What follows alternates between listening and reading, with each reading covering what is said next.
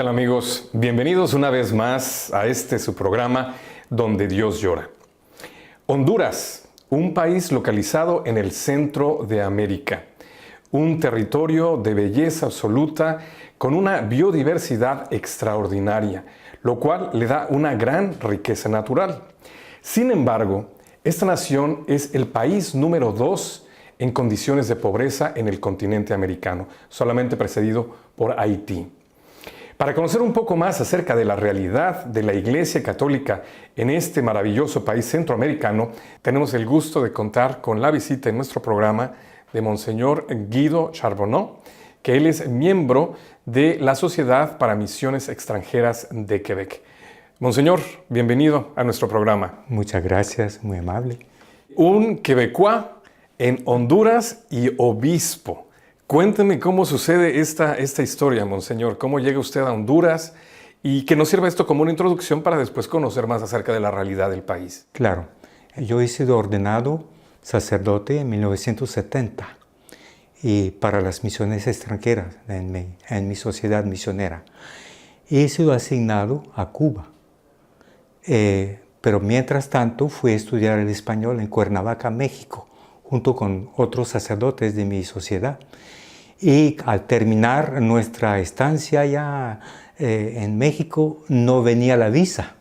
Entonces, por mientras hemos dicho, ¿por qué no? Hemos pedido a nuestras autoridades si podíamos ir a Honduras, que es el país más cercano donde estamos trabajando nosotros. Hemos pedido estar ahí 3 semanas, por mientras venía la visa. Pero no vino la visa y estuvimos más de 30 años. Y entonces estoy de nuevo ahí en Honduras. Y ahora usted es el obispo de Choluteca. Sí, yo trabajé muchos años en Tegucigalpa, más que todo, pero sí estuve 3 años trabajando como sacerdote en Choluteca. Y cuando yo estaba en Canadá ahora, porque estaba desempeñando un servicio para la Sociedad de Misiones Extranjeras a nivel de coordinación, era el superior, entonces me llamó el nuncio apostólico de Honduras y entonces me pidió ser obispo de Choluteca. Descríbanos lo que es esta realidad del país hondureño, Monseñor. Por su locación geográfica debe ser de verdad hermoso, de una vegetación exuberante, con los litorales en ambos lados, muy rico en recursos naturales. Es un país sumamente rico, tiene todo para tener riqueza para sus habitantes, porque la naturaleza, Dios le ha dado a la naturaleza de todo los productos que puede haber. Entonces, tanto productos minerales como, bueno, la agricultura, la ganadería y todo esto, ¿no? Es una belleza y su gente es muy buena también. Los hondureños tienen fama también de tener un corazón muy grande, ser muy cordiales, sobre todo también de mucha bienvenida a los extranjeros. Sí, son muy hospitalarios, muy acogedores y entonces abren su corazón, abren su casa y uno pues se siente muy parte de ellos fácilmente. Ahora, como nos describe la situación, Monseñor, con esta riqueza natural, buena disponibilidad de las personas, ¿cómo es que esta nación es la número 2 en condiciones de pobreza en todo el continente americano? Solamente, como decíamos, sí, precedida por Haití, que realmente pues sí uno podría imaginarse un gran contraste entre lo que es la realidad haitiana y la realidad hondureña. ¿Por qué, Monseñor? Bueno, creo que se puede explicar un poco por la historia, pero yo diría que en Honduras ha habido mucha corrupción de los gobiernos que no han trabajado por el bien común de la gente. Entonces se han enriquecido a costa del pueblo, ¿no? Y entonces han habido guerras también, han habido golpes de Estado. No ahora, pero en el pasado, ¿no? Y eso atrasó mucho, se puede decir, el desarrollo de Honduras. Y también, pues, compañías que venían de afuera, o también gente de adentro, pero no pagando el justo sueldo a la gente. Entonces, con sueldo de miseria, muchas veces no se pagaba el sueldo mínimo a la gente. Entonces, la gente vive en condiciones precarias. Y lo que hay es, sobre todo, falta de empleo. Por ejemplo, en mi diócesis hay falta de oportunidades de trabajo. Entonces, lo que pasa es que mucha gente se va afuera. emigra a los Estados Unidos, emigra a México para conseguir mejores condiciones de trabajo, para mandar remesas después, dinero a su familia en Honduras. Toda esta realidad pues genera unas condiciones muy particulares, sobre todo, por ejemplo, en las dinámicas familiares. La división de la familia, el jefe de la casa, el padre, parte hacia el norte, hacia los Estados Unidos o a otros países. La familia queda sola, los hijos quedan sin padre, y después el varón que se fue, en muchas ocasiones comienza familia del otro lado. ¿Cómo afecta todo esto la realidad hondureña? Bueno, yo creo que afecta bastante porque usted sabe que la familia es la base, ¿no? Y entonces la base de la sociedad, la base de la iglesia. Y entonces la gente que emigra está, la familia está desintegrada. Los niños, los jóvenes se crían sin su padre y su madre. Y entonces, o a veces su madre, porque a veces la madre emigra también. Entonces, los problemas que tenemos, además de lo que dije de la migración, la pobreza, entonces hay un gran tráfico de drogas. Y también se forman los grupos, las pandillas de calle, ¿no? Las llaman las maras. Y entonces se oponen entre sí. Y Honduras es el país del mundo donde actualmente hay más asesinatos por promedio de habitantes. El año pasado creo que hubieron 86 o 87 muertos por cada 100,000 habitantes. De asesinatos. Bueno, y entonces la gente vive una gran inseguridad.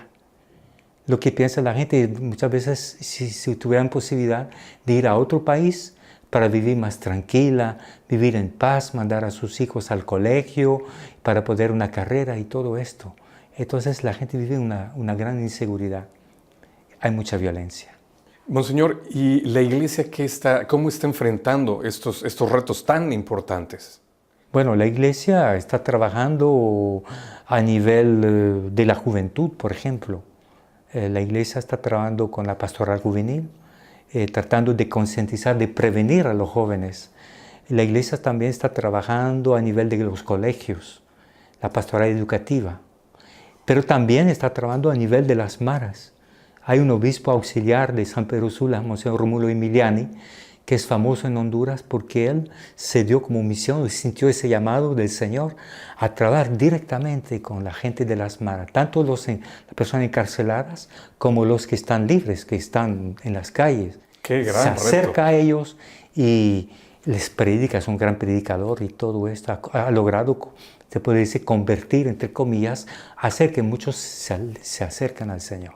Ahora, qué importante es que, con lo que comenta usted, Monseñor, se está haciendo énfasis en la formación de los jóvenes. Es decir, antes de que nuevas generaciones sigan cayendo en esos mismos problemas, ustedes están teniendo una actitud preventiva. Desde la niñez está muy desarrollada la pastoral de la infancia. En las distintas diócesis tenemos la infancia y adolescencia misionera también. Y entonces hay campaña infantil. En San Pedro Sula, por ejemplo, cada mes de julio creo que hay un mes completo de campaña infantil sobre los valores humanos, valores evangélicos. Se desarrolla a nivel de las escuelas, de los colegios, y entonces los jóvenes van formados en ese sentido, aunque no sean practicantes, se puede decir, pero los valores humanos son para todos. Y el mensaje de Jesucristo es para todos también, aunque no sean católicos o cristianos evangélicos, pero siempre son formados en ese sentido. Entonces los jóvenes tienen mucha oportunidad y una de las cosas que a mí me alegro mucho en Honduras, que las puertas de los colegios, de las escuelas públicas están abiertas para la iglesia. Y eso ayuda mucho porque podemos entrar, si tenemos una propuesta, ya nos aceptan. Y entonces, qué interesante, sí. Pues es una condición muy particular de Honduras, porque desafortunadamente no es el escenario en otros países latinoamericanos.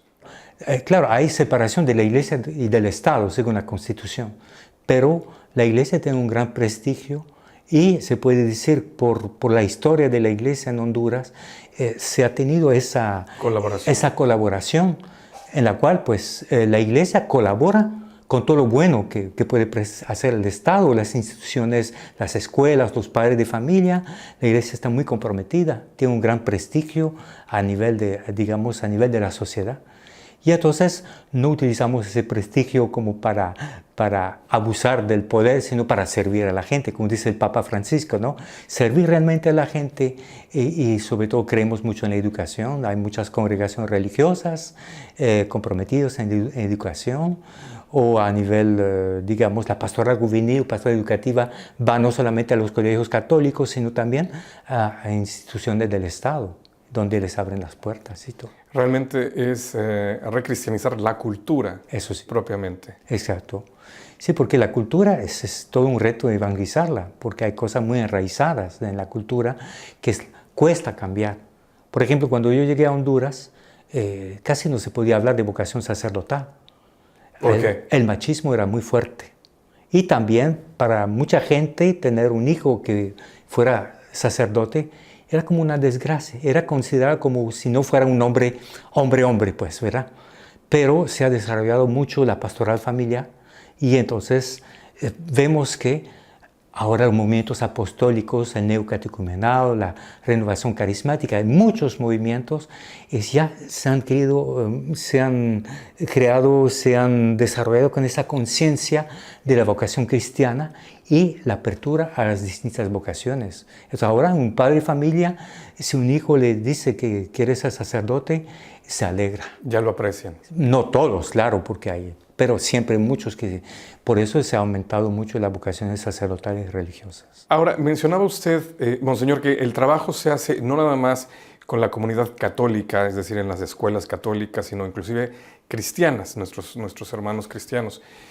¿Cuál es la relación que existe en Honduras a este respecto? ¿Hay ese, vamos a llamarle, reto de un proselitismo muy celoso por parte de algunos grupos?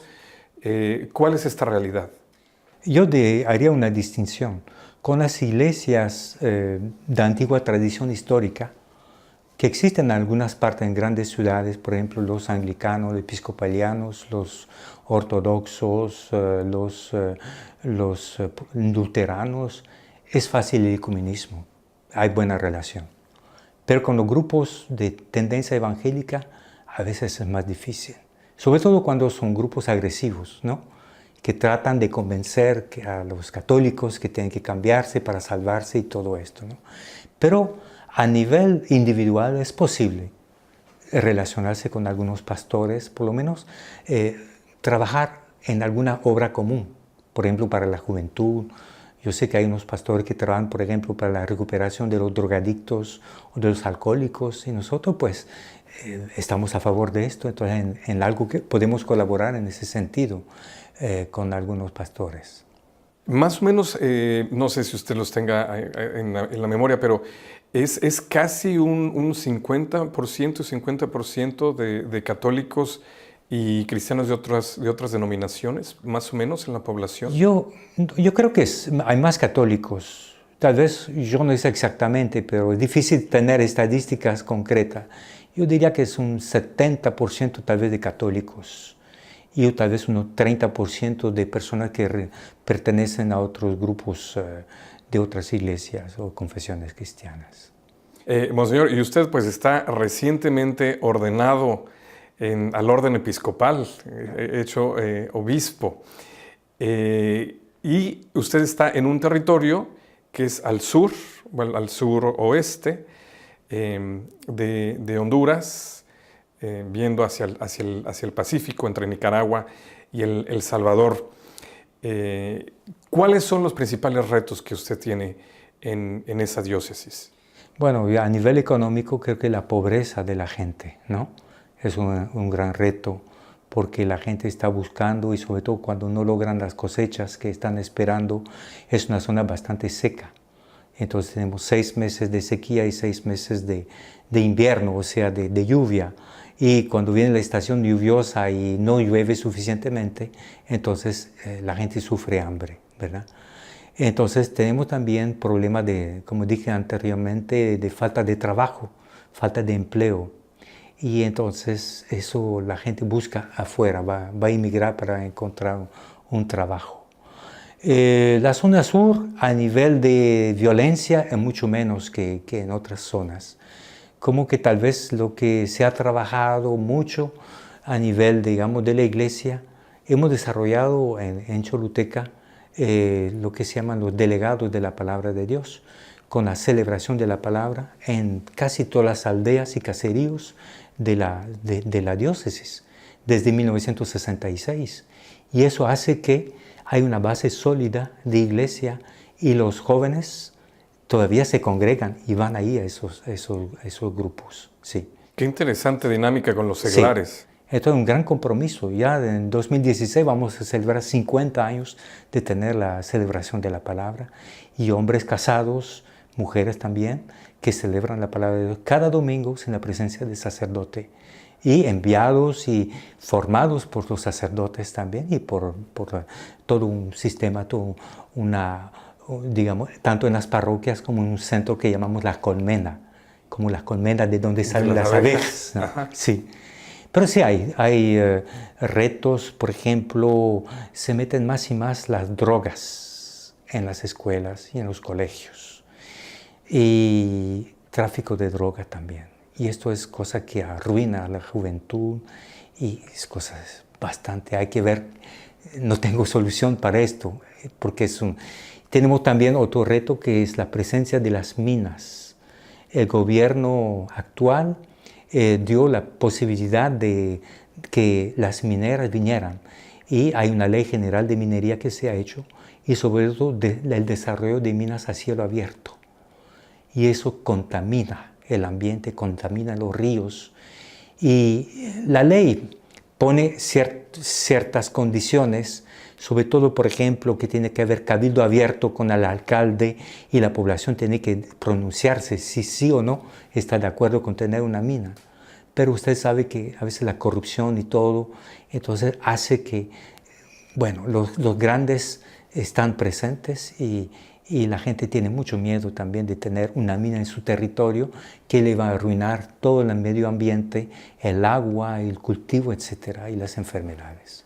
Qué difícil circunstancias, Monseñor, porque me imagino que el desarrollar la industria minera podría generar empleos. Sin embargo, el coste lateral, el daño lateral que se pudiera hacer, pues también puede ser muy considerable. Yo creo que ahí es a donde una ética auténtica, una honestidad de políticos, de funcionarios, se vuelve vital, porque si no, lo que podría ser una solución acaba siendo un problema todavía más grave. Mayor, que claro. Entonces, un poco el trabajo que estamos haciendo. Tuvimos en Choluteca una caminata para concientizar a la gente, con gente que venían de distintos municipios, de distintas parroquias, y también tenemos contacto con algunos alcaldes que sí están conscientes y no quieren que, sobre todo la minería a cielo abierto, ¿no?, que contamina. Pero sí podemos estar de acuerdo con la minería tradicional, pero con tal que tenga seguridad.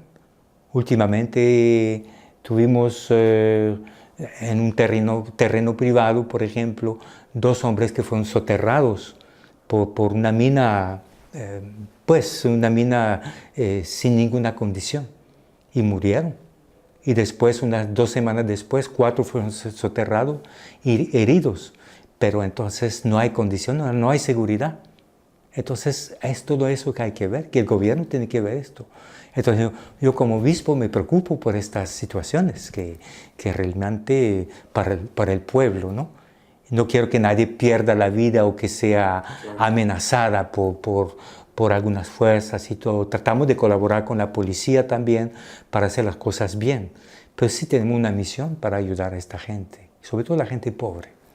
Todo esto que nos comenta, Monseñor, me llama la atención, que va muy en línea con las indicaciones del documento de Aparecida, toda la participación de los seglares, la formación de los seglares, el penetrar la sociedad. ¿Cómo lo está logrando usted? ¿Tiene ya una infraestructura bien ubicada dentro de su diócesis? Sí, hay toda una organización de formación formación inicial de personas y formación permanente también. A través de los movimientos, por ejemplo, los movimientos tienen esa parte de formación que nosotros insistimos mucho. Y también, como les digo, algunas organizaciones de base, por ejemplo, como los delegados de la palabra, tienen todo un programa en distintas fases y vienen a recibir esta formación para ir capacitándose más y más. Y tenemos también Cáritas, Pastoral Social Cáritas organizada, que nos ayudan desde afuera también para los proyectos, pero están trabajando en la base. Por ejemplo, están trabajando, me gusta mucho, estoy descubriendo esto desde que llegué, los auditores sociales. Son personas sencillas, humildes, que están en distintos lugares, municipios, y ellos tienen como misión de vigilar, por ejemplo, para que la maestra llegue a la escuela, que no se ausente de la escuela, para que el centro de salud esté la enfermera, para que la gente cumpla con sus obligaciones. Y cuando no cumplan, les llaman la atención. Entonces, es como una especie de vigilancia ciudadana que se hace.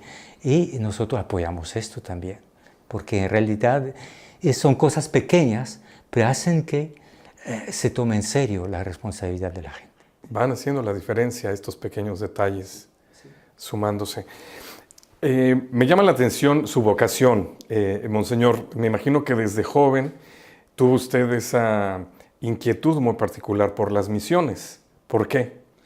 Bueno, yo tal vez a los 12 años llegué a estudiar la secundaria en un colegio católico en Canadá. Y entonces ahí veía que había muchos sacerdotes y yo llegué a formar parte de un grupo misionero a los 12, 13 años. Y nos venían a hablar de misioneros que venían de América Latina, de África, de Asia, que nos decían que ahí no habían sacerdotes, faltaban muchos sacerdotes. Entonces fue naciendo en mí pues esa inquietud de ser sacerdote, pero sacerdote fuera de mi país, sacerdote misionero. Entonces ahí fue creciendo a través de la adolescencia. Cuando terminé mi colegio, entonces para entrar a la hora de escoger una carrera, pues escogí de ser sacerdote misionero. Y entonces entré en la Sociedad de Misiones Extranjeras de Quebec. Y así es como comienza esta trayectoria que ahora lo lleva a una sede episcopal. Eso sí, que uno no espera eso porque... No estaba en su lista de No, things no to estaba do. en la lista, no. Sí, fueron, 5 años de formación en Canadá y después como sacerdote 43 años, ¿no?, de sacerdocio que cumplí en mayo y fui ordenado obispo de Choluteca el 20 de abril de este año. Yo creo que para los obispos en general, para los pastores de la Iglesia, el Papa Francisco pues, ha traído un aire de servicio pastoral, como él muy bien lo define, la riqueza de la Iglesia es el servicio. Exacto. El poder de la Iglesia, más bien él dice, el poder de la Iglesia es el servicio. Yo creo que eso le da un giro muy particular a la vocación de cada uno de ustedes, pastores. Exactamente. Yo creo que para mí el Papa Francisco trajo esa cercanía, ¿no? Yo creo que los demás papas estaban cerca también, o sea, pero él tiene un carisma especial de cercanía con la gente. Su vida anterior como arzobispo andaba en el metro y andaba ahí platicando con la gente, le gusta el fútbol y todo esto. Entonces son cosas que llaman la atención de la gente, ¿no? Y sobre todo me gusta mucho que el cardenal Óscar Andrés Rodríguez, que es el arzobispo de Tegucigalpa, nos dijo el otro día, bueno, el Santo Padre escribió su segunda encíclica que se llama Lumen Fidei. No es la primera, señor cardenal. No, dijo, la primera fue la encíclica de los gestos. Como él se acercó, fue a celebrar una misa a la cárcel, que él se acerca a los pobres, a los enfermos.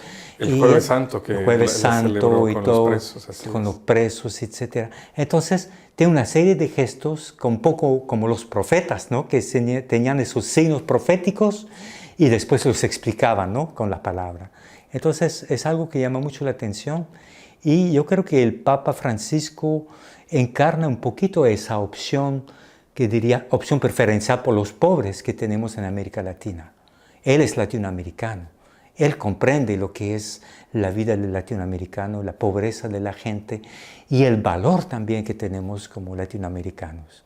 Entonces nos imprime ese gusto por la sencillez también, quitar esas cosas que tal vez son secundarias, ¿no? Él mismo lo dice, y dice que la iglesia tiene que salir de ser misionera.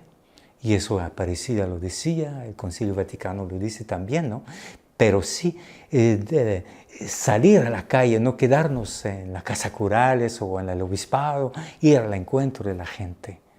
Y yo creo que eso es el llamado de Pentecostés, pero renovado. Monseñor, pues muchísimas gracias de verdad por habernos compartido este tiempo. Nos ayuda mucho a conocer la realidad de este país hermano, Honduras. Y pues también cuente con nuestras oraciones, las oraciones de nuestra audiencia, para que esa iglesia hondureña siga siendo vibrante. Muchas gracias, muy amable. Que Dios los bendiga. Y gracias también a ustedes, amigos, por habernos escuchado y visto en esta nueva edición de su programa Donde Dios Llora. Si quieren conocer más acerca de la realidad de la iglesia en Honduras, no dejen de contactar la información que aparece al final de este programa. Muchas gracias y hasta la próxima.